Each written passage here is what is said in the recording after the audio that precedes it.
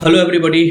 मेरा नाम अमित रंजन सिंह है और आज हम लोग जो है ज्योग्राफी के प्रीवियस ईयर क्वेश्चन पेपर का डिस्कशन फिर से स्टार्ट करने वाले हैं। बिकॉज अभी तक हम लोग इसका कुछ पार्ट्स ले आए हैं। पहला तो इंट्रोडक्शन से संबंधित था, उसके बाद दो पार्ट हम लोग रिलीज किए थे, जिस पार्ट्स में हम लोग की क्वेश्चन नंबर 1 से क्वेश्चन नंबर 11 तक को डिस्कस कर चुके थे। तो जैसा कि हम लोग आपको पहले भी प्रॉमिस किए थे कि प्रीवियस ईयर क्वेश्चन पेपर का एनालिसिस काफी जरूरी है, और प्रीवियस ईयर क्वेश्चन पेपर में हम लोग अभी प्री के क्वेश्चन को डिस्कस कर रहे हैं जो ज्योग्राफी सब्जेक्ट का है। और हम लोग ये पहले ही बता चुके हैं कि ये जो प्री का क्वेश्चन डिस्कस होगा वो 2014 से लेके 2024 तक के क्वेश्चन को हम लोग डिस्कस करने वाले हैं। ज्योग्राफी के सिविल सर्विस एग्जामिनेशन में जो ज्योग्राफी का प्री में जो क्वेश्चन आ चुका है उसको हम लोग यूजुअली डिस्कस करेंगे। तो अभी भी हम लोग 2014 के ही क्वेश्चन पे हैं। तो ये जो प्रेजेंट वीडियो है ये 2014 के ही क्वेश्चन को कंटिन्यू करेगा। 2014 में यूजुअली 20 क्वेश्चंस आया था ज्योग्राफी का, जिसमें 1 से 11 तक का हम लोग अपने प्रीवियस पार्ट्स में डिस्कस कर चुके हैं। जिन स्टूडेंट्स को देखना है वो प्रीवियस वीडियो देख सकते हैं, उसमें क्वेश्चन नंबर 1 से लेके 11 तक का एनालिसिस किया जा चुका है। आज हम लोग चलेंगे क्वेश्चन नंबर 12 से क्वेश्चन नंबर 20 के बीच में, ठीक है, जो 2014 में पूछा जा चुका है। तो ये क्वेश्चन जो है क्वेश्चन नंबर 12, ये भी 2014 का ही सिविल सर्विस एग्जामिनेशन का क्वेश्चन है प्री में। इसमें आपको पूछ रहा है कि कंसिडर द फॉलोइंग रिवर्स। उसमें 3 रिवर के बारे में आपको बोलता है कंसिडर करने के लिए। एक रिवर है जिसको बोला जाता है बराक, दूसरा रिवर है जिसको बोलते हैं लोहित, और तीसरा रिवर है जिसको बोलते हैं सुबनसिरी, है ना। और उसमें आपको अब सभी लोग पता होगा कि ये नॉर्थ ईस्ट का एक्चुअली रिवर है।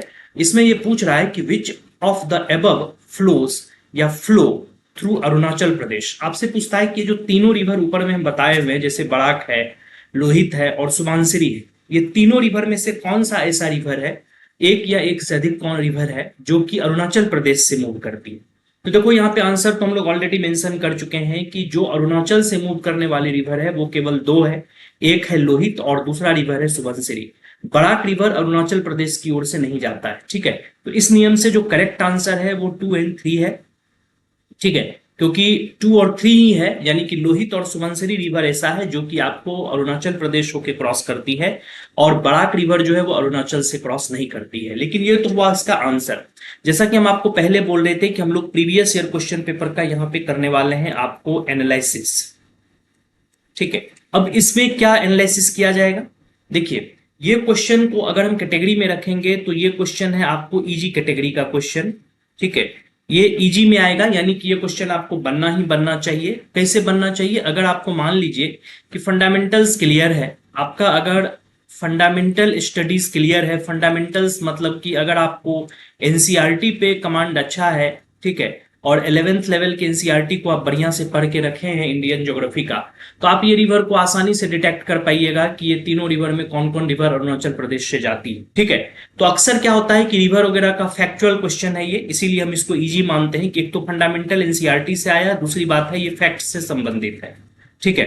तो ये क्वेश्चन को हम लोग इजी के कैटेगरी में रखते हैं, और साथ ही साथ इस क्वेश्चन का दूसरा कैटेगरी भी हम कर सकते हैं कि ये एक तरह से स्टैटिक है।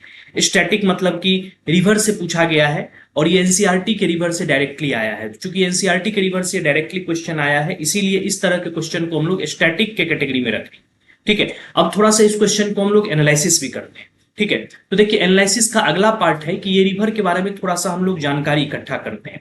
सबसे पहले हम लोग बात करते हैं बराक रिवर की, ठीक है। तो देखो बराक रिवर जो है ये एक्चुअली अरुणाचल प्रदेश से नहीं गुजरती है। अगर बराक रिवर की बात करोगे तो बराक रिवर भारत के 3 राज्य से गुजरती है, जिसमें कि आपको आता है मणिपुर, मिजोरम और असम, ठीक है। तो अगर हम लोग अगले स्लाइड में इसको डिस्कस करते हैं, नेक्स्ट स्लाइड में हम लोग डिस्कस करने वाले हैं। सबसे पहले आपको बराक रिवर के बारे में बतला दें, ठीक है। जो बराक रिवर है ये इंडिया के जिन स्टेट्स से गुजरती है, ये स्टेट्स है आपको मणिपुर, मिजोरम एंड असम, ठीक है। ऑब्वियस बात है कि मणिपुर, मिजोरम और असम होके गुजरने के कारण बराक रिवर आपको किसी भी जगह से अरुणाचल प्रदेश से गुजरता हुआ नहीं दिखता है। बराक रिवर का जो ओरिजिन है, अगर इसकी ओरिजिन की बात करेंगे तो ओरिजिन जो है इसका मणिपुर में है। मणिपुर में एक जैपोवो माउंटेन है, ठीक है। तो जैपोवो माउंटेन पे बराक रिवर का ओरिजिन है। बराक रिवर का अगर इंपॉर्टेंट फैक्ट्स की बात करेंगे तो बराक रिवर का इंपॉर्टेंट फैक्ट्स जानिए कि ये पहले तो एक तो ये मणिपुर, मिजोरम और असम होके क्रॉस करती है। दूसरी बात है कि ये रिवर बांग्लादेश में इट इंटर्स इनटू बांग्लादेश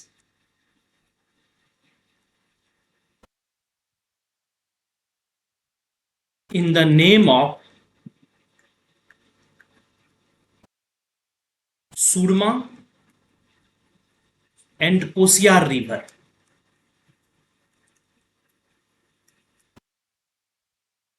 देखिए ये बांग्लादेश में सुरमा और कोसियार रिवर के नाम से इंटर करती है। उसके बाद इसी रिवर का बांग्लादेश में नेक्स्ट इसका नाम हो जाता है मेघना रिवर।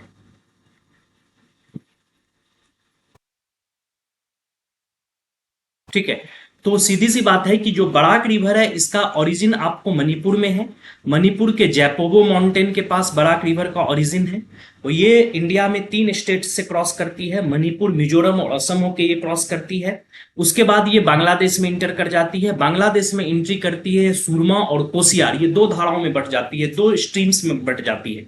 एक स्ट्रीम का नाम हो जाता है सुरमा, दूसरा स्ट्रीम का नाम हो जाता है कोसियार। तो सुरमा रिवर भी एक्चुअली बराक रिवर का ही नाम है, ठीक है, बांग्लादेश में। ठीक है, और यही सुरमा रिवर आगे चल के बांग्लादेश में फिर से मेघना रिवर के नाम से जानी जाती है। तो मेघना रिवर जिसके बारे में आप सुन के रखे हैं ये एक्चुअली बराक रिवर ही है। और ये मेघना रिवर लास्ट में क्या होता है, ठीक है, ये मेघना रिवर इट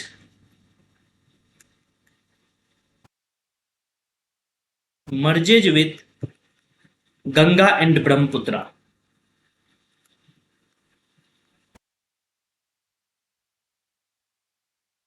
और बांग्लादेश में जो गंगा ब्रह्मपुत्रा का कंबाइंड डेल्टा आता है, जैसे आप सभी लोगों को पहले पता होगा रिवर के बारे में कि गंगा नदी और ब्रह्मपुत्रा नदी दोनों जाके बांग्लादेश में मिलती है और ये दोनों धाराओं से आगे जाके मेघना रिवर मिल जाती है।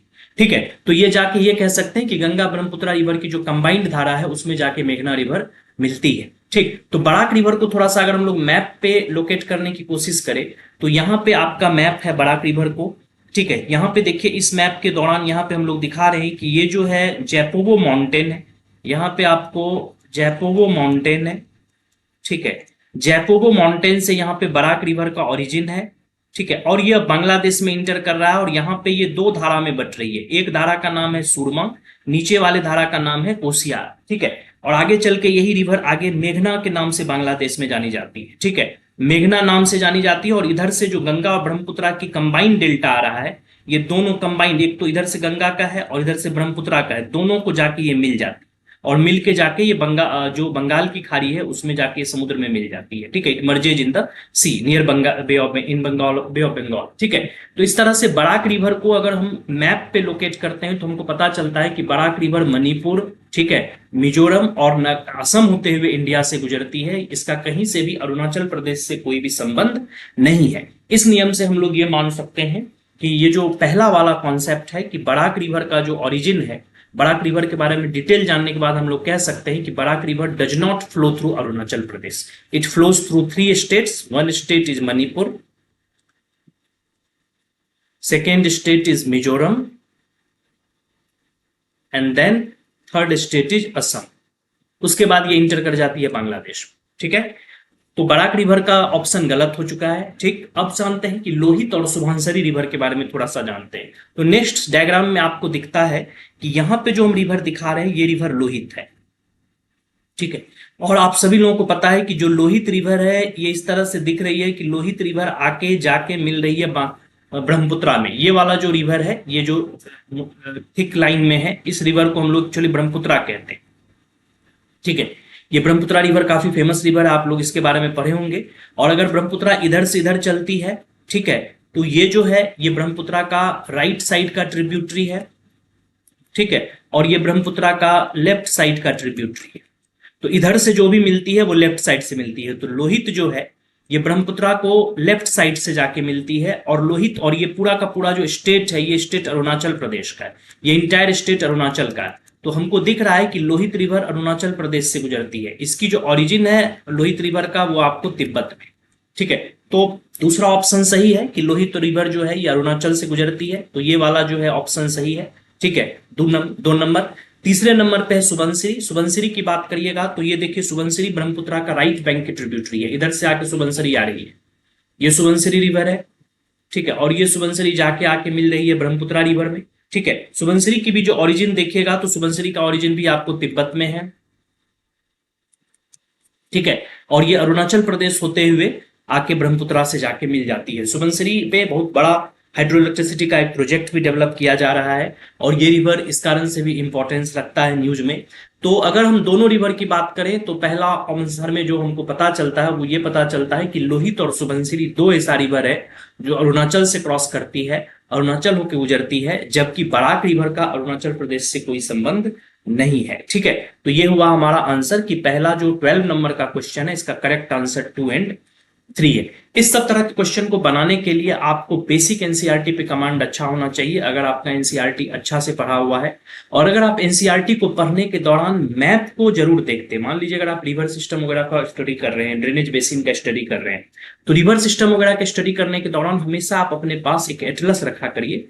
एटलस का जब आप उसको जो भी आप रिवर पढ़ रहे हैं उसको एटलस पे मिलाइए, देखिए अगल बगल कोई नेशनल पार्क तो नहीं है, कोई वाइल्ड लाइफ सेंचुरीज तो नहीं है, कोई इंपॉर्टेंट इंडस्ट्रियल क्लस्टर तो नहीं है, इंडस्ट्रियल टाउन तो नहीं है, कोई इंपॉर्टेंट रिसोर्स तो इस एरिया में नहीं मिल रहा है, ये सारे चीजों का आप स्टडी करिए, ठीक है। तो बेसिक एनसीईआरटी विथ एटलस अगर आप पढ़ते हैं तो ये जो मैपिंग बेस्ड क्वेश्चन सब है ये आपको बन जाएगा। बहुत सारा क्वेश्चन यूपीएससी में मैपिंग बेस्ड आता है, कम से कम 2 क्वेश्चन तो रहता ही है, कभी कभी 3 से 4 क्वेश्चन भी है। इस क्वेश्चन को भी आप मैपिंग बेस्ड क्वेश्चन कह सकते हैं कि अगर आप रिवर का स्टडी मैप के साथ किए हुए तो आपको तुरंत तुरंत पता चल जाएगा कि किस स्टेट से कौन कौन रिवर गुजरती है, ठीक है। क्वेश्चन का लेवल हम इजी रखेंगे, क्वेश्चन का स्टैटिक पार्ट में रखेंगे, और मानेंगे कि अगर आपका फंडामेंटल एनसीईआरटी बढ़िया से क्लियर है तो इस सब तरह का क्वेश्चन आपको आसानी से बन जाएगा, ठीक है। क्वेश्चन नंबर 12 के बाद अब हम लोग मूव करते हैं क्वेश्चन नंबर 13 की ओर।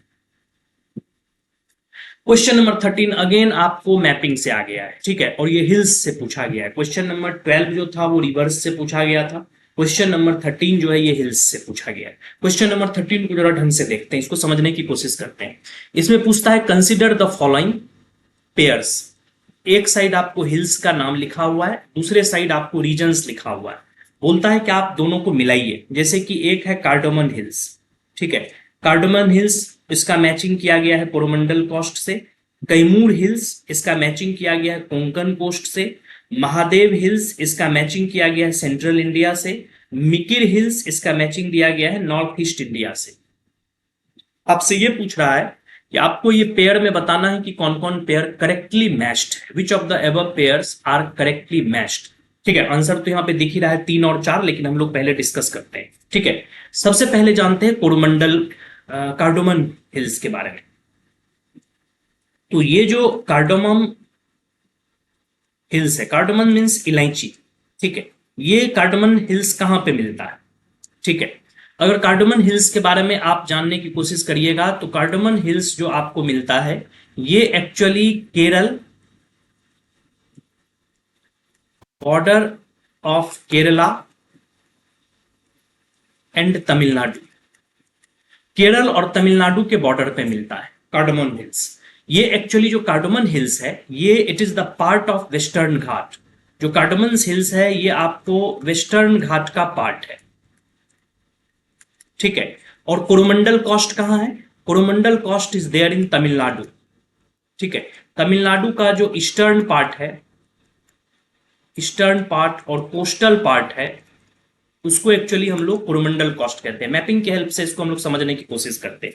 इस मैप में आपको दिखाया जा रहा है ये वाला जो हिस्सा है, ये वाला हिस्सा कहलाता है कोरोमंडल कोस्ट, ये तमिलनाडु में है, ठीक है। ये कोरोमंडल कोस्ट है, लेकिन यहां पे है आपको कार्डमम हिल्स, यहां पे तो कोरोमंडल कोस्ट पे ये लोकेटेड नहीं है, ठीक है। ये कहां पे लोकेटेड है, इस एरिया पे आपको केरला है, यहां तमिलनाडु है, तो ये केरला और तमिलनाडु के बॉर्डर पे लोकेटेड है।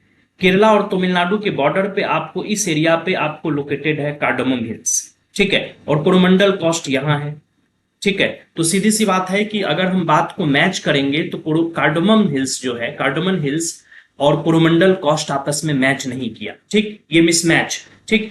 जो ये वाला एरिया है इसके बारे में थोड़ा सा हम आपको जानकारी इकट्ठा कर दें, ठीक है।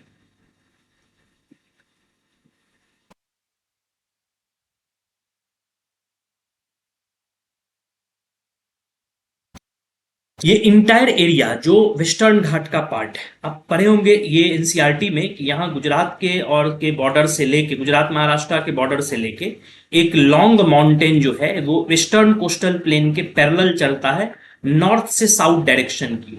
ठीक है, ये नॉर्थ है और ये नॉर्थ से साउथ डायरेक्शन की ओर चलता है और ये वेस्टर्न कोस्टल प्लेन के एकदम पैरेलल होता है।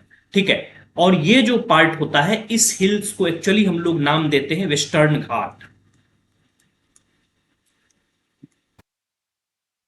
ठीक है, ये जो वेस्टर्न घाट है ये साउथ इंडिया में जाने के बाद तीन पार्ट में डिवाइड हो जाता है। ठीक है, जैसे साउथ इंडिया में इंटर करेगा, एक पार्ट का नाम हो जाएगा नीलगिरी हिल्स, इसका नाम हो जाता है नीलगिरी। नीलगिरी से जैसे नीचे जाइएगा आपको दूसरा हल मिलेगा जिसको कहते हैं अन्नामलाई,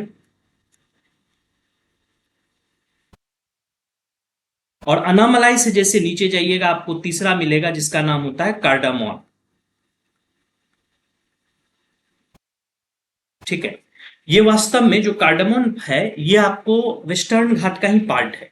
इस क्वेश्चन को दूसरे तरीका से भी कई बार पूछा जाएगा, आपको ये भी पूछा जाएगा कि जो नीलगिरी है, अन्नामलाई है, कार्डामोन है, इसको नॉर्थ से साउथ अरेंज करिए। ठीक है, इसमें कौन नॉर्थ होगा कौन साउथ होगा। ठीक है, या नीलगिरी के बारे में और भी चीज पूछा जा सकता है कि नीलगिरी माउंटेन अपने आप में काफी फेमस माउंटेन है, ये ज्वाइंट है। तो आप इस तरह से अगर कार्डामोन हिल्स के बारे में देखेंगे तो ये एक इंपॉर्टेंट हिल्स है। ठीक है, इससे अगर आपको कोई क्वेश्चन आया है तो ये हम मान सकते हैं कि कार्डामोन से हिल्स से आने वाला कोई भी क्वेश्चन जो है ये आपको बेसिक एनसीईआरटी से पूछा गया है। ये क्वेश्चन भी आपको बेसिक एनसीईआरटी से पूछा गया है, यानी कि अगर आपका 11th लेवल का एनसीईआरटी आसानी से बढ़िया से पढ़ा हुआ है विथ मैपिंग तो बहुत आसानी से ये क्वेश्चन बना सकते हैं। ये बहुत ही इजी कैटेगरी का क्वेश्चन हुआ। और जो आपको कोरोमंडल कॉस्ट है वो तो इस एरिया में है। ठीक है, तो कोरोमंडल कॉस्ट तमिलनाडु में है, तो सीधी सी बात है ये मैच नहीं कर रहा है हम लोगों को। ठीक, तो हमारा ये लोकेशन के वाइज समझ में आ गया कि भाई ये कहाँ पे है और कहाँ पे ये क्वेश्चन कैसे आया है, ये चीज हम लोग समझ गए। ठीक है, अब हम लोग दूसरे वाले में जानते हैं। दूसरा वाला है आपको कैमूर हिल्स और कोंकण कॉस्ट। तो पहला तो गलत हो गया, कार्डामोन हिल्स जो है ये कोरोमंडल कॉस्ट पे नहीं है, ये पेयर गलत हो चुका है। नेक्स्ट पेयर है कैमूर हिल्स और कोंकण कॉस्ट, तो ये पेयर भी गलत है। कैमूर हिल्स और कोंकण कॉस्ट आपस में मिला हुआ नहीं है। अगर आप कैमूर हिल्स की बात करते हैं तो कैमूर हिल्स क्या है ये पहले जान लीजिए और कोंकण कॉस्ट कहां पे है ये भी जान लीजिए। ठीक है, पहले तो कैमूर हिल्स के बारे में जानिए कि ये जो विंध्याचल माउंटेन है, कैमूर हिल्स इज द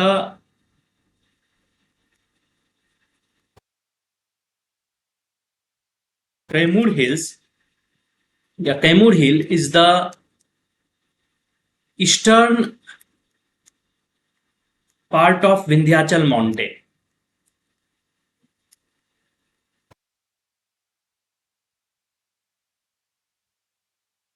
ठीक है, Kaimur hill is the eastern part of Vindhyachal mountain, ये एक्चुअली विंध्याचल माउंटेन का ईस्टर्न पार्ट।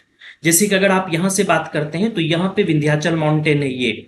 ठीक है, जैसा कि आप सभी लोग विंध्याचल माउंटेन के बारे में जानते हैं कि ये नॉर्थ इंडिया और साउथ इंडिया के बीच का डिवीजन है। ठीक है, मोस्टली ये आपको एमपी वगैरह में मिलता है, लेकिन इसका ईस्टर्न पार्ट जो है ये बिहार में चला जाता है। ठीक है, तो जब ये कैमूर विंध्याचल जो है इस तरह से विंध्याचल का लोकेशन है। ठीक है, विंध्याचल का लोकेशन वेस्ट से ईस्ट की ओर है, तो जब ये वेस्ट से ईस्ट की ओर लोकेटेड है और जब ये ईस्ट की ओर आता है तो ईस्ट में आपको बिहार में ये इंटर कर जाता है और बिहार का एक एरिया है जिसको कहते हैं सासाराम। ठीक है, सासाराम में इस हिल का नाम हो जाता है कैमूर हिल।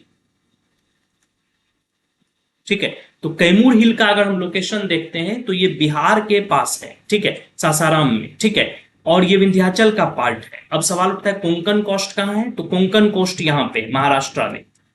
ठीक है, हम वेस्टर्न कोस्टल प्लेन का डिवीजन करते हैं। ठीक है, वेस्टर्न कोस्टल प्लेन को तीन भाग में डिवाइड किया जाता है, कोंकण कोस्ट, कन्नड़ कोस्ट और मालाबार कोस्ट। ठीक है, तो जो कोंकण कोस्ट है वो मोस्टली आपको महाराष्ट्र में है, इसके बारे में डिटेल आप एनसीईआरटी में पढ़िएगा।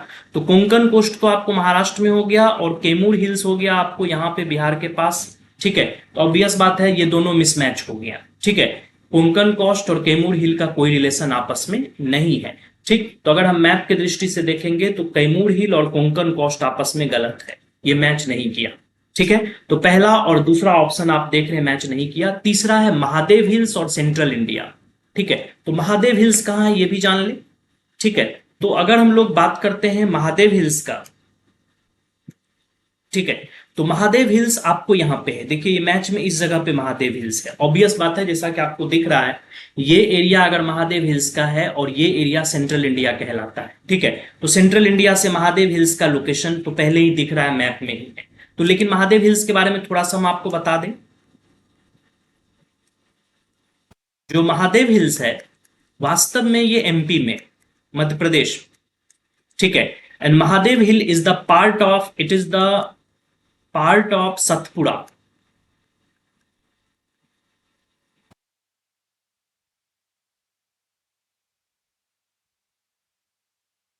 ठीक है। महादेव हिल सतपुड़ा का पार्ट है। देखिए सतपुड़ा, इसका नाम क्या है, सतपुड़ा के बारे में थोड़ा सा जानिए। सतपुड़ा, सत मतलब होता है 7, ठीक है, और पुड़ा मतलब होता है माउंटेन, ठीक है। तो सतपुड़ा क्या है, ये एक्चुअली 7 माउंटेन्स का एक चेन है। इसमें 7 माउंटेन है, जिस 7 माउंटेन में एक माउंटेन जो है ये आपको महादेव हिल्स, ठीक है। इसी और ये एमपो एमपी में सिचुएटेड है। एमपी मतलब कि आप कह सकते हैं कि सेंट्रल इंडिया से लोकेटेड है। पंचमढ़ी इसका हाईएस्ट पिक है, ठीक है। आप इसको आगे पढ़िएगा, Pachmarhi is the highest peak,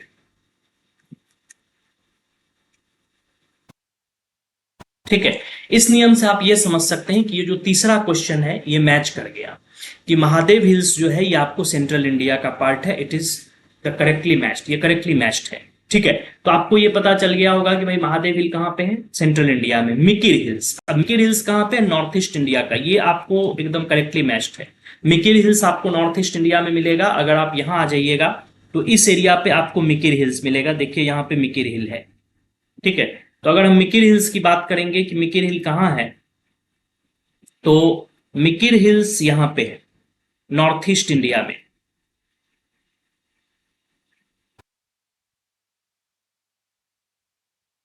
ठीक है।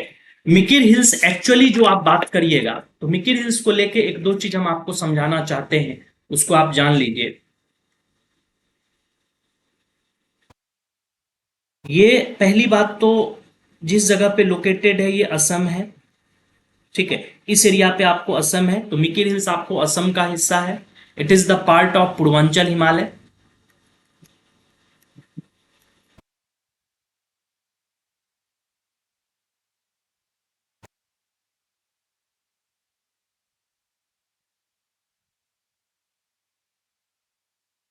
ठीक है। इस एरिया में आपको और भी मिलेगा, जैसे मिकिर है, रेंगमा की पहाड़ी है, ठीक है, और आपको नागा वगैरह हिल्स वगैरह है। ये सब जो है आपको, मिसो हिल है, ये सब जो है आपको पूर्वांचल हिमालय का पार्ट है। मिकिर हिल इज लोकेटेड इन असम। और इस सब तरह के हिल्स पे अक्सर बहुत तरह का ट्राइब्स रहता है, जैसे कुगीस, कुकीस है, कार्बीस है, कई तरह का इस पे ट्राइब मिलेगा। मिकिर हिल्स पे कुकीस मिलेगा,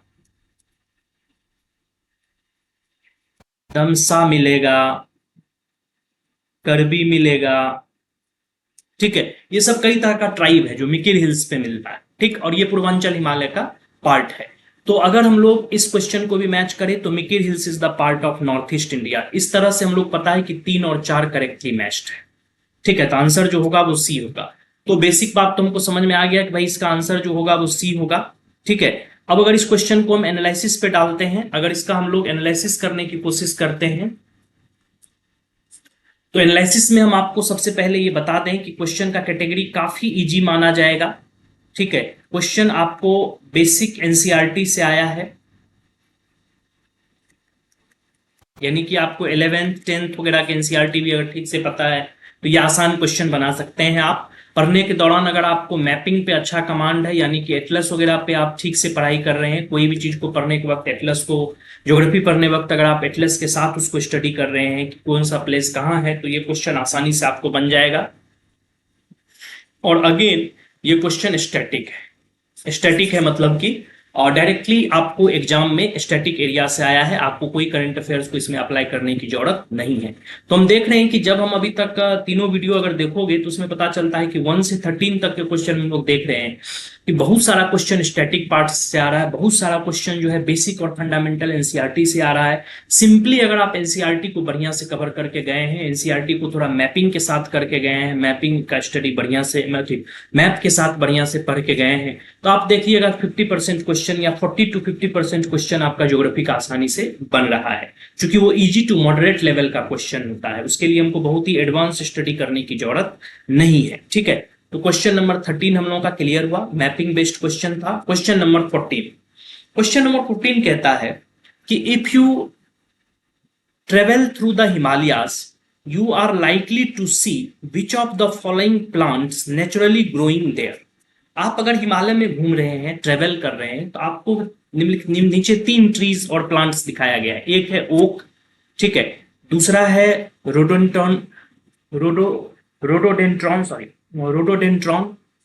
और तीसरा है आपको सैंडलवुड। ठीक है, तो ओक, रोडोडेंड्रॉन और सैंडलवुड तीनों में से कौन ऐसा है जो आपको हिमालय में आपको मोस्ट लाइकली मिलेगा। तो ओक तो बहुत ही सिंपल है, जैसे आप एनसीईआरटी पढ़ना शुरू करिएगा आपको पता चलेगा कि हिमालय में आप जैसे कि कश्मीर वगैरह के एरिया में जाते हैं, ठीक है, तो वहां पे आपको ओक, पाइन, देवदार,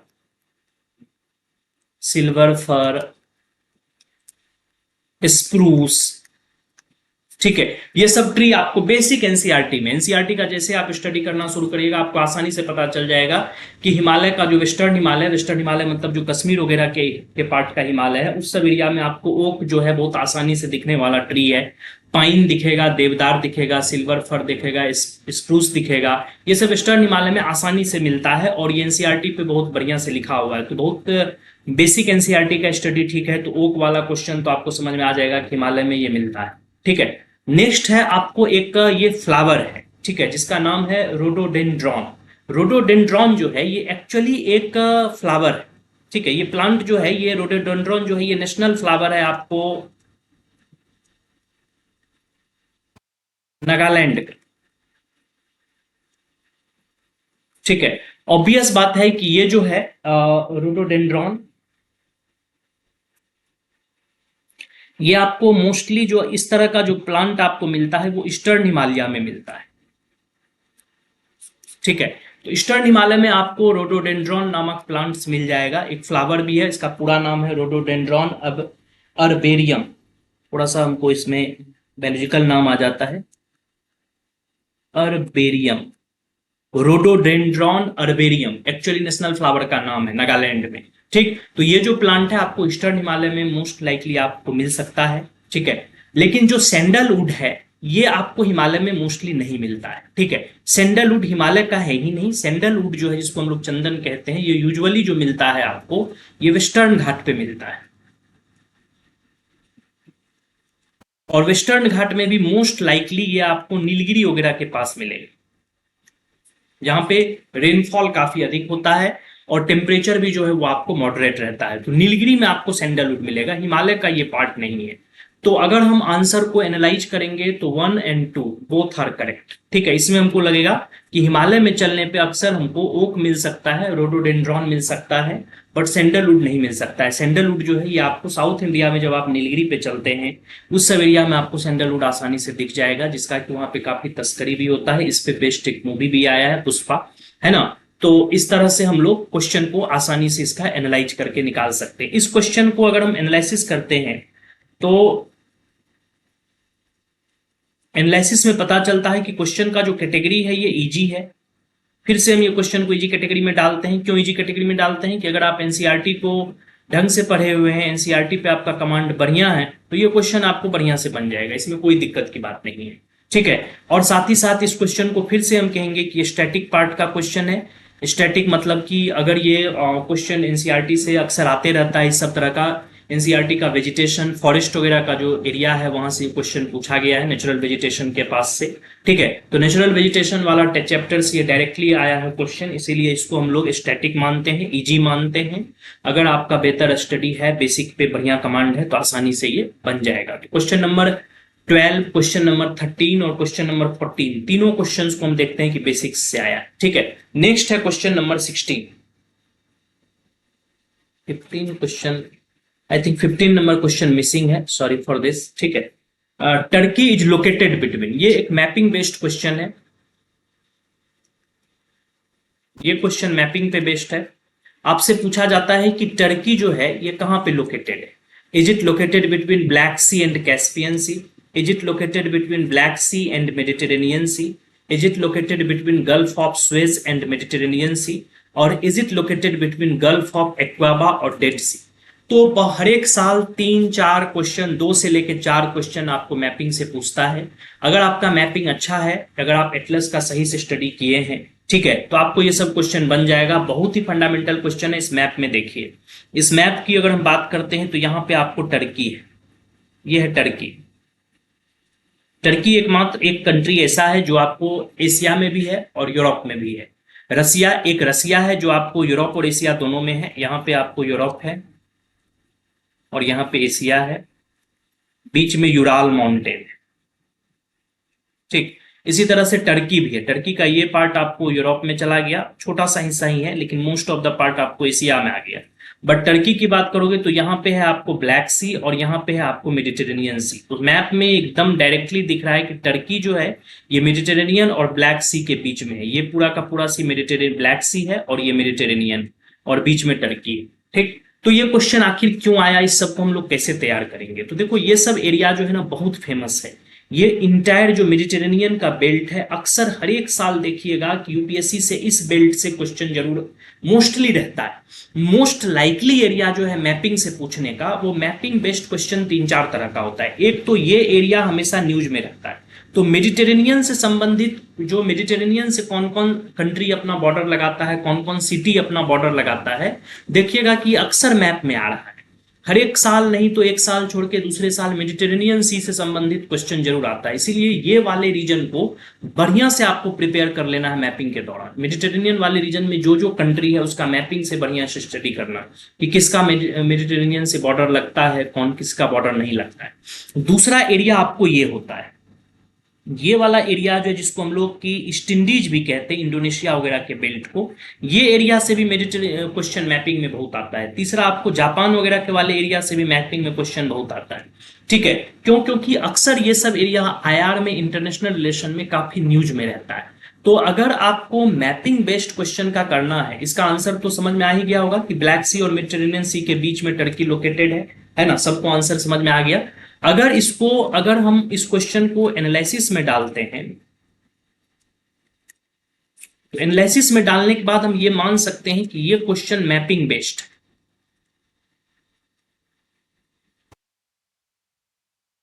ठीक है, मैपिंग बेस्ड है। दूसरा, ये हर एक साल आता है, मतलब मोस्ट कन्वेंशनल है।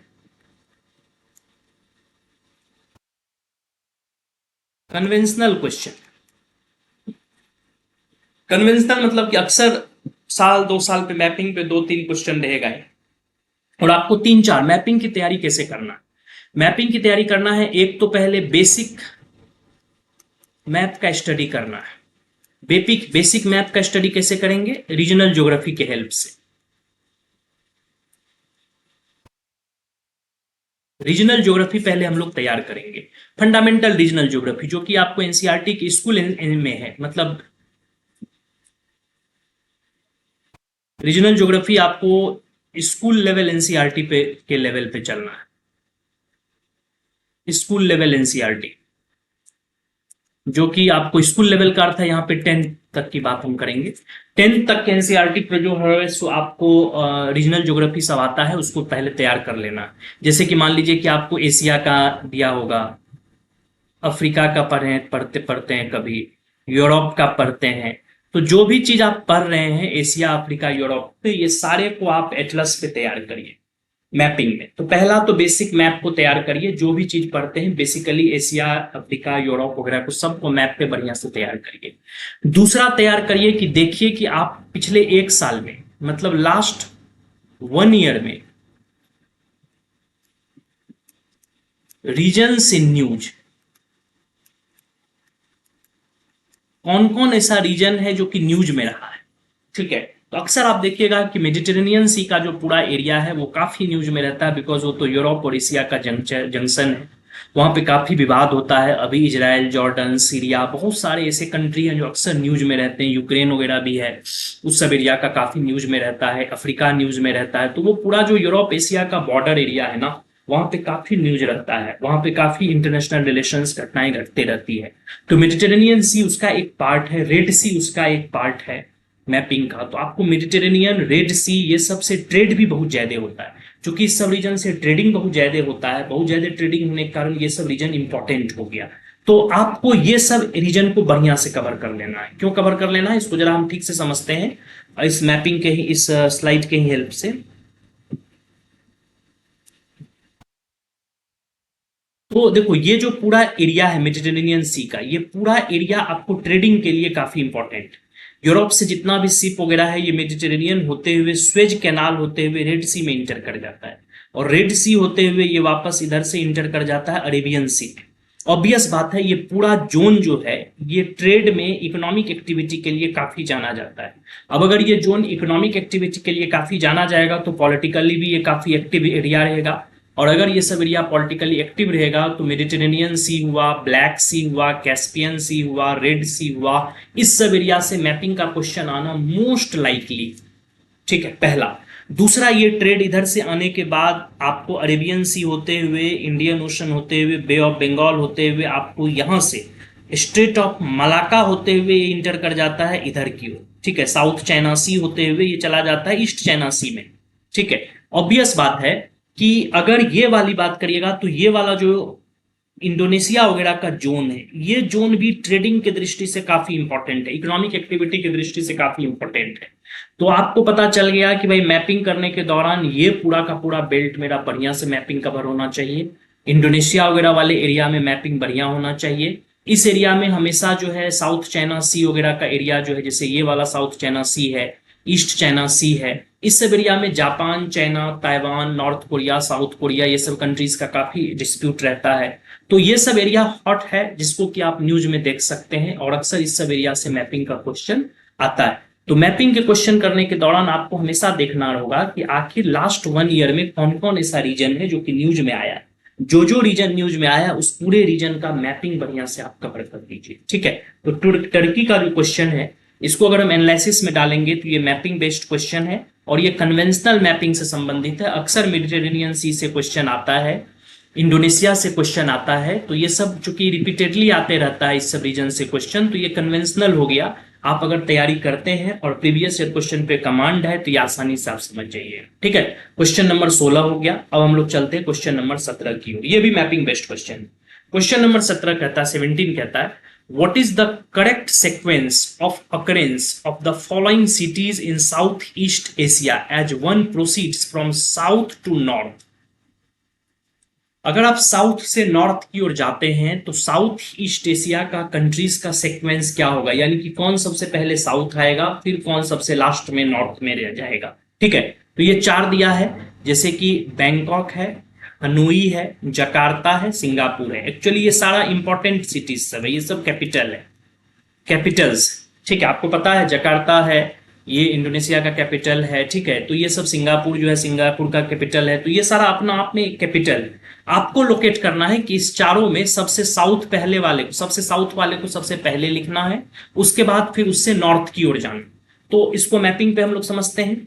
ठीक है, तो देखो, अगर सबसे साउथ में जाओगे, इधर से इधर अगर हम लोग आ रहे हैं, तो ये जो मैप अगर देखते हैं, तो मैप जब कभी भी देखिए, तो मैप का ये पार्ट जो होता है हमेशा ईस्ट होता है, ये पार्ट वेस्ट होता है, ये नॉर्थ होता है, और ये साउथ होता है। ठीक है, हमको कहता है कि साउथ से नॉर्थ लोकेट करिए ये 4 सिटी। तो सबसे साउथ में जो लोकेटेड है ये जकार्ता है। ठीक है, जकार्ता इस चारों में सदर्न मोस्ट है, जो कैपिटल है आपको इंडोनेशिया का। नेक्स्ट है आपको सिंगापुर।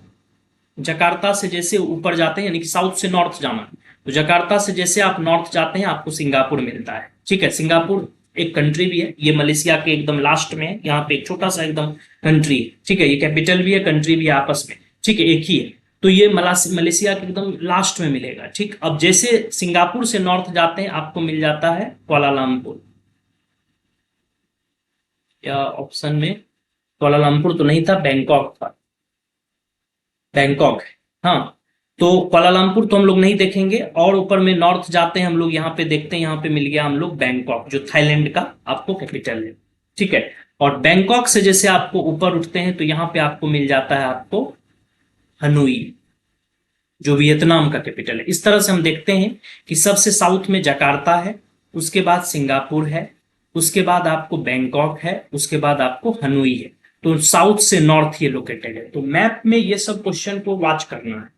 मैप में क्वेश्चन क्या देता है, ये मैपिंग बेस्ड क्वेश्चन है। आपको मैप करने के दौरान ये सब चीज को ध्यान रखना है कि ईस्ट से वेस्ट लोकेशन क्या है, नॉर्थ से साउथ लोकेशन क्या है। ठीक है, तो ये सब कैसे होगा, ये सब कवर करेंगे हम लोग तब जब हम लोग कोई भी रीजन को बार बार देखते रहेंगे।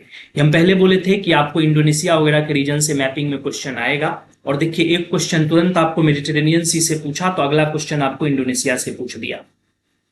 ठीक है, क्योंकि ये सब रीजन अक्सर न्यूज में रहता है। तो ये सब रीजन न्यूज में रहने के कारण इंडोनेशिया वगैरह वाले एरिया से या साउथ ईस्ट एशिया वाले रीजन से क्वेश्चन सब अक्सर आते रहता है। ठीक है, तो अगर हम इसको कैटेगरी को देखते हैं तो कैटेगरी में सही आंसर आएगा सी।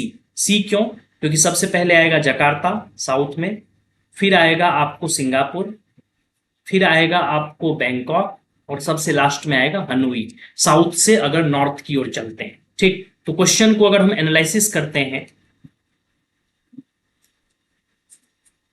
तो क्वेश्चन का एनालिसिस कहलाएगा ये इजी है। ठीक है, दूसरा कन्वेंशनल है। कन्वेंशनल मतलब अक्सर इस सब एरिया से मैपिंग का क्वेश्चन आते रहता है, और आपको मैपिंग तैयार करना है, ये मैपिंग बेस्ड क्वेश्चन है। ठीक है, यानी कि अगर मैप आपका सही है, मैपिंग आप सही से किए हुए हैं, एटलस का सही से स्टडी किए हुए हैं, तो ये सब क्वेश्चन आसानी से आपको बन जाएगा। इजी कैटेगरी का ये क्वेश्चन है। क्वेश्चन नंबर 17 हो गया। क्वेश्चन नंबर अब हम लोग चलते हैं 18। With reference to Changpa community, there is a community, its name is Changpa. With reference to Changpa community of India, consider the following statement. ये स्टेटमेंट को आप कंसिडर करिए। सबसे पहला, they live mainly in the state of Uttarakhand, ये कम्युनिटी उत्तराखंड में रहता है। Second statement, they rear the pashmina goat that yield a fine wool, pashmina जो है आप ऊल इसका नाम सुने होंगे, pashmina wool. Third, they are kept in the category of scheduled tribe, ये लोग शेड्यूल्ड ट्राइब के कैटेगरी में रखा जाता है। ठीक है, तो अब आपको बताना है कि चांगपा कम्युनिटी को लेके तीनों में कौन सही है। तो थोड़ा सा हम लोग इसको स्टडी करते हैं। ठीक है, जो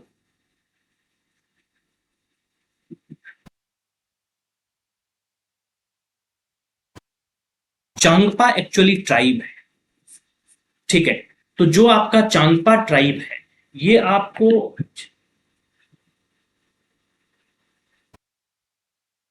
लद्दाख रीजन में मिलेगा।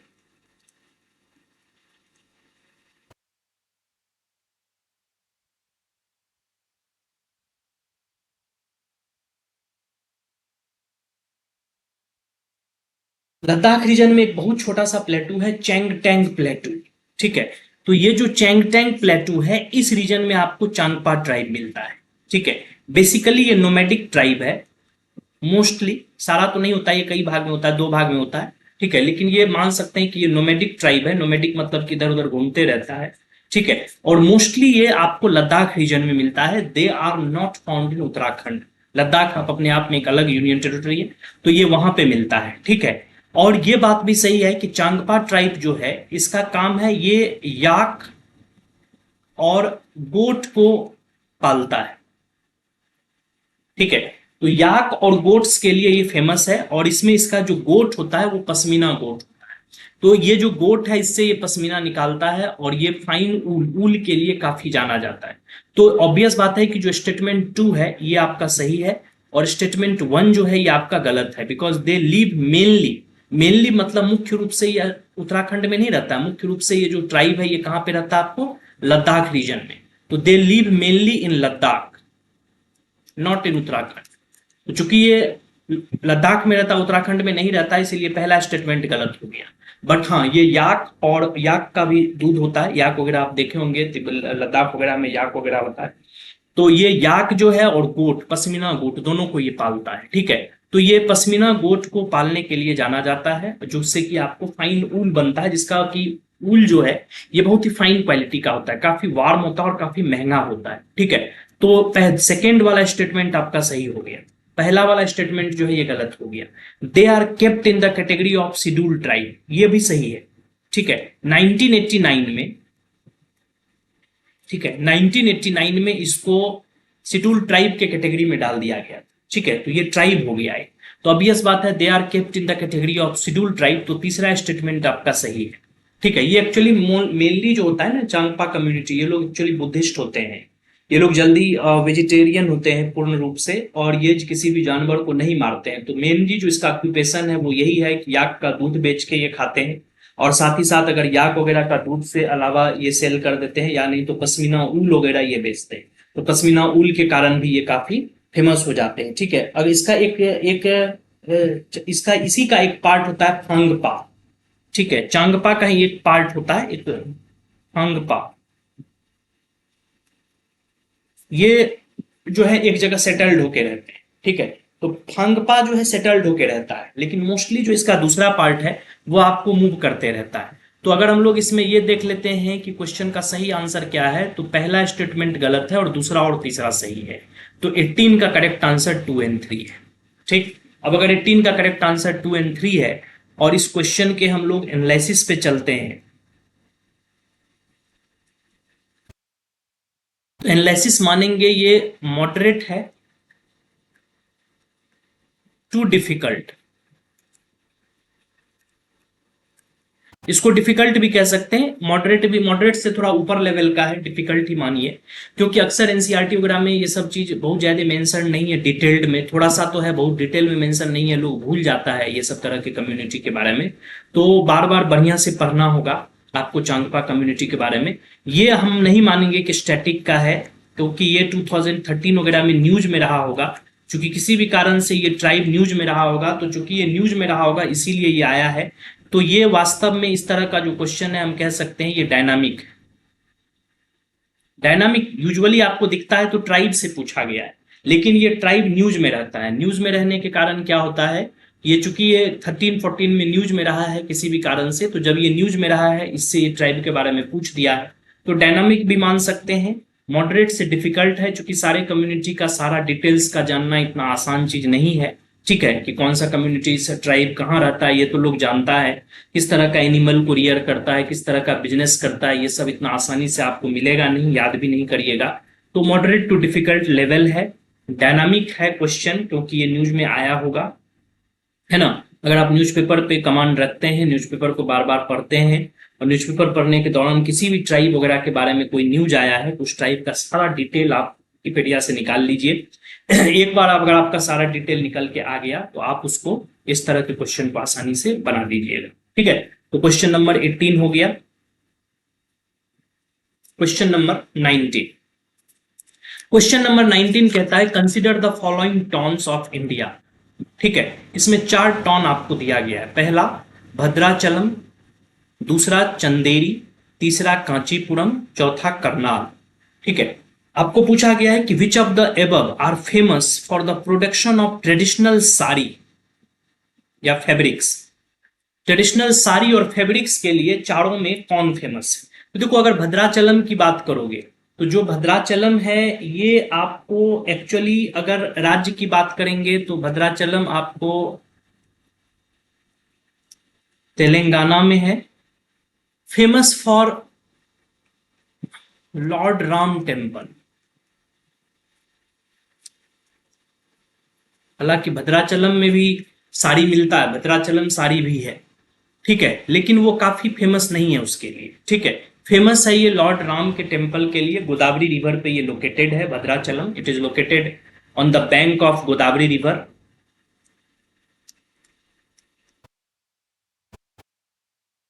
आपसे पूछा गया है कि भद्राचलम किस चीज के लिए फेमस है, तो ये एक्चुअली लॉर्ड राम के टेम्पल के लिए फेमस है, बट यहाँ पे साड़ी भी मिलता है, भद्राचलम साड़ी भी हम लोग सुनते हैं। ठीक है, नेक्स्ट है आपको चंदेरी। ठीक है, तो अगर हम चंदेरी की बात करेंगे तो चंदेरी जो है ये आपको एमपी में, मध्य प्रदेश, और Chanderi is famous for Chanderi sari.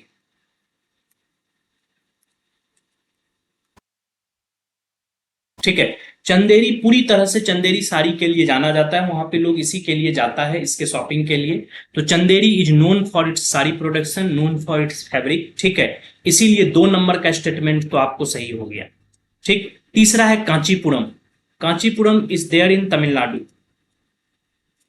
ठीक है, और कांचीपुरम भी आपको सिल्क साड़ी के लिए फेमस है। Kanchipuram is also famous for silk sari. ठीक है, कांचीपुरम को 2005 में कांचीपुरम साड़ी को जो है वो जीआई टैग भी दिया गया था। ठीक है,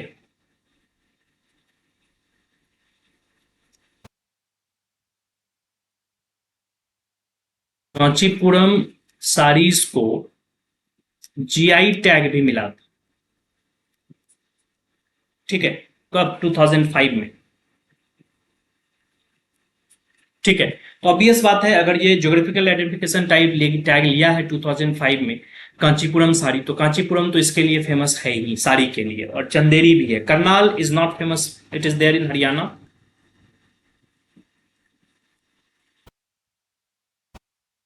not known for sari, sari के लिए नहीं जाना जाता, इसलिए करेक्ट स्टेटमेंट जो होगा वो 2 और 3 होगा। ठीक है, अब अगर हम लोग इस क्वेश्चन को एनालाइज करते हैं,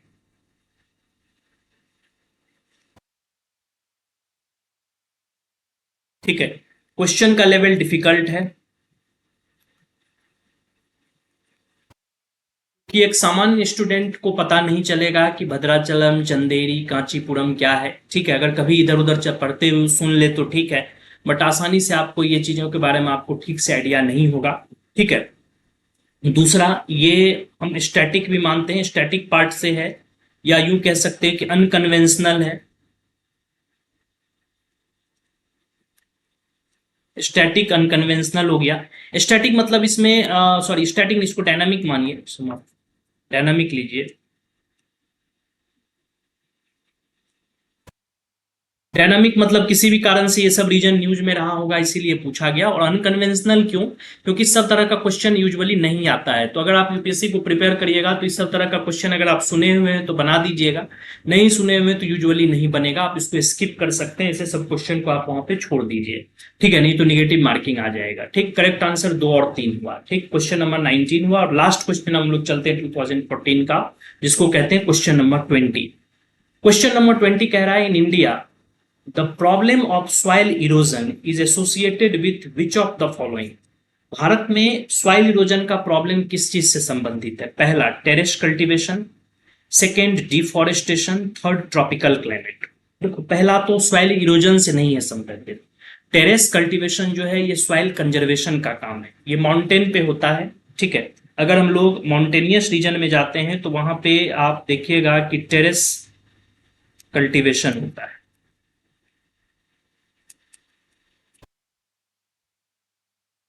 हिली एरिया में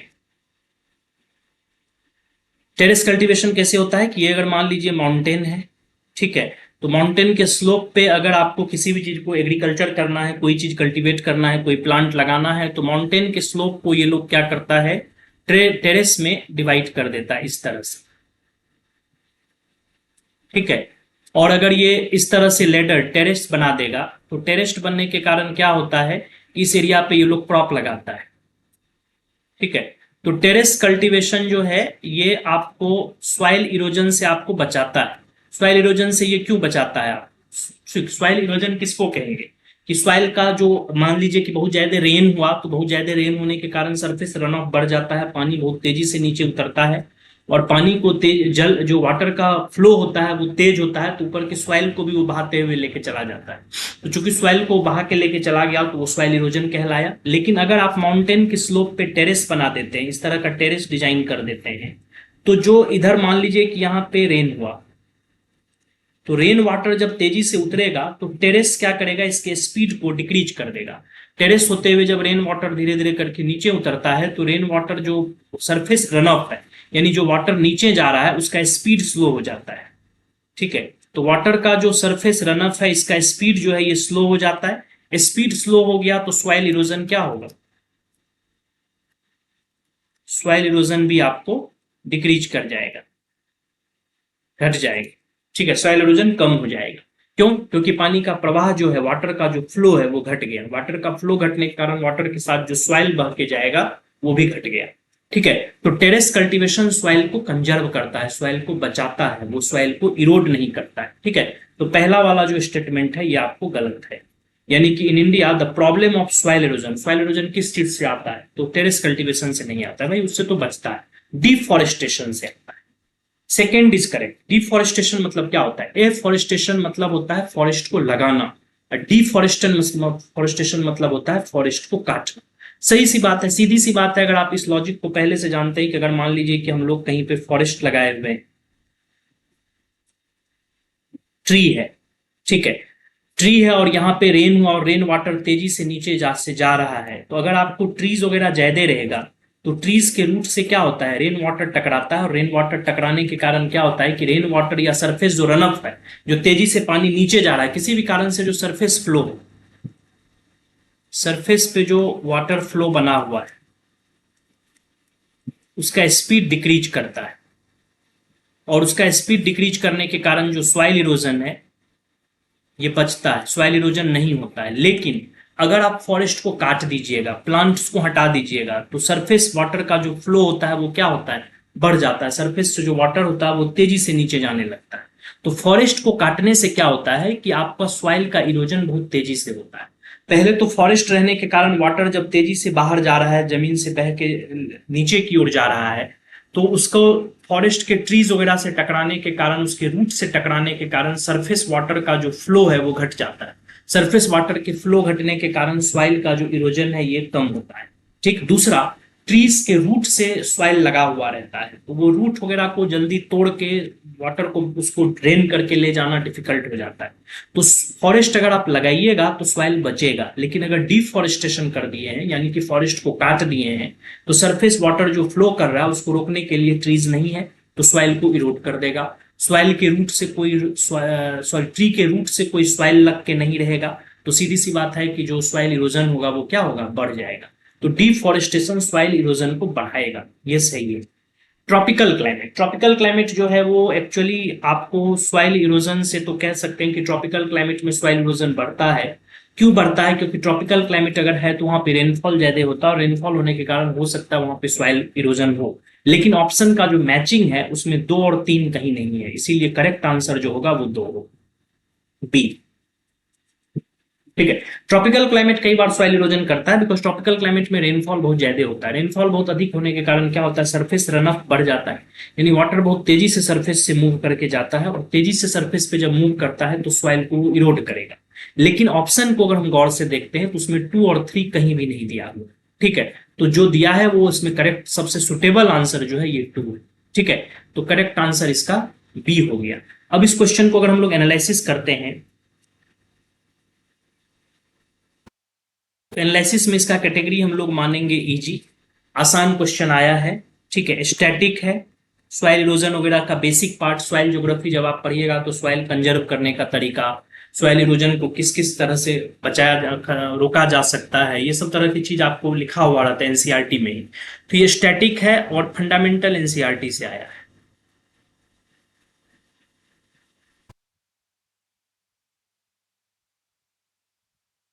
कि ये फंडामेंटल एनसीईआरटी से आया है, तो हम मानते हैं कि इस क्वेश्चन में आपको बहुत ज्यादा दिमाग लगाने की जरूरत नहीं है, ये आसान क्वेश्चन है। तो इस तरह से हम लोग क्वेश्चन नंबर 20 तक डिस्कस किए, जो 2015 का सारा क्वेश्चन हम लोग कंप्लीट किए। ठीक है, 2014 में लगभग 20 क्वेश्चंस आया है, ये सारे 20 क्वेश्चंस को हम लोग डिस्कस किए, और डिस्कशन के दौरान हम लोग देखते हैं कि क्वेश्चन जो पूछा जाता है इसमें ऑलमोस्ट 50% क्वेश्चन जो है ये आपको बेसिक या फंडामेंटल्स से आया है, फंडामेंटल कॉन्सेप्ट से रिलेटेड है। फंडामेंटल कॉन्सेप्ट यानी कि अगर आपका एनसीईआरटी पे पकड़ अच्छा है तो 50% क्वेश्चन तो आपका बन जाएगा। ठीक, फिर रिमेनिंग 50% क्वेश्चन में बहुत सारा क्वेश्चन ऐसा है जो करंट अफेयर्स से आया है, मतलब कोई भी गवर्नमेंट का योजना है, गवर्नमेंट का प्रोग्राम है, पॉलिसी है, उस सब तरह की चीजों को पूछा गया है। कुछ क्वेश्चंस ऐसा होता है जहां पे कि आप पहले से पढ़े हुए हैं, लेकिन अगर आपका दिमाग ठीक से वहां पे अप्लाई कर गया, जैसे कि हम पिछले वीडियो में डिस्कस किए थे कि कौन सा रीजन किस तरह के प्लांट के लिए या क्रॉप के लिए फेमस है, तो इसको कैसे कम जानते हुए भी आप इसको सॉल्व कर सकते हैं, ठीक है, अपने दिमाग को अप्लाई करके। तो 2014 का ये क्वेश्चन यहीं तक हम लोग एनालाइज किए हैं। होपफुली अगर आप लोग यूपीएससी को बढ़िया से तैयार करना चाहते हैं तो प्रीवियस ईयर क्वेश्चन पेपर को ठीक से एनालिसिस कर लीजिए, बढ़िया से उसको समझ लीजिए, क्योंकि जितना बेटर इसका अंडरस्टैंडिंग आपके पास रहेगा उतना ही बढ़िया आपको डायरेक्शन मिलेगा। नेक्स्ट वीडियो हम लोग 2015 के प्रीवियस ईयर क्वेश्चन पेपर को लेके आएंगे और साथ ही साथ ज्योग्राफी के करंट अफेयर्स वाले कुछ सेक्शंस को भी हम आपके लिए लाने वाले हैं। तो आज का वीडियो में यहीं तक। Thank you very much. आप लोग एंजॉय करिए और प्रिपरेशन को, और याद रखिएगा प्रीवियस ईयर क्वेश्चन पेपर और सिलेबस दो विजन है जो आपको इसमें प्रिपरेशन में काफी हेल्प करेगा, इसलिए दोनों पे कमांड आप ठीक से रखिए, प्री पे भी मेंस पे भी। ठीक है, थैंक यू वेरी मच।